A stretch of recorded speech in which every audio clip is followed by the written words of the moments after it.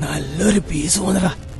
പപ്പയ്ക്ക് എന്റെ മോളോട് സ്നേഹം മാത്രമേ ഉള്ളൂ. അതിരുങ്കൽ കൊലക്കേസ് പ്രതികളെ കോടതി വെറുതെ വിട്ടു. എന്നാ പിന്നെ ഞാൻ പോയേക്കാം. കൂടുതൽ സമയം ഇവിടെ നിൽക്കണ്ട. എന്നാലും ആരായിരിക്കും ചേട്ടായി അവനെ കൊന്നത്?